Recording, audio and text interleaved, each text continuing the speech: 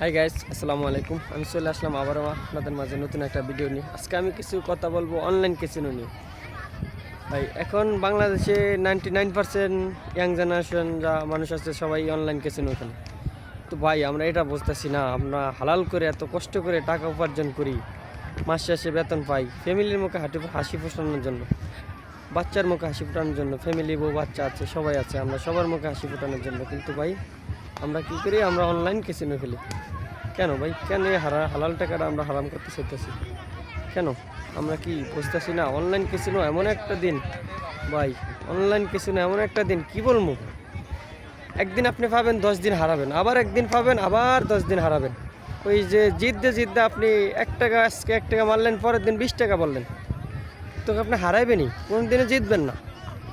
দিন শেষে যতই ফান আপনার হারতি থাকবেই। আপনারা কেন বোঝেন না ভাই? আপনারা যারা অনলাইন ক্যাসিনো খেলেন, আমি তাদেরকে কী করে বলবো, রিকোয়েস্ট করতে আছি যেন আপনারা অনলাইন ক্যাসিনোটা না খেলে। কারণ কেন আপনার হালালটা কেন আপনি অন্য দেশের মানুষের দিয়ে দেবেন? কী লাভ? জুয়া খেলা তো এই জীবনে কেউ কিছু করতে পারে না ভাই, সবাই নিঃস্ব হয়ে গেছে। বাপ মা হারাইছে, পরিবার হারাইছে, বাচ্চাদেরকে সুখে রাখতে পারে না। তাহলে আমরা কেন ভাই, কেন আমরা অনলাইন ক্যাসিনো খেলবো? আমরা হচ্ছিল ভাই, আমার চোখের সামনে কিছু মানুষ আছে যারা এই ক্যাসিনো জুয়া খেলা ধ্বংস হয়ে গেছে দেখছি ভাই। এখন বাড়ি তো ঠিক করে যাইতে পারে না।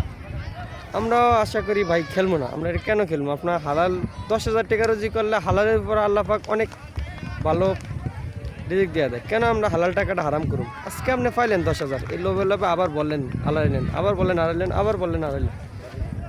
ভাই, তাই আমরা শপথ করছি সবাই ভালো হয়ে যাবো।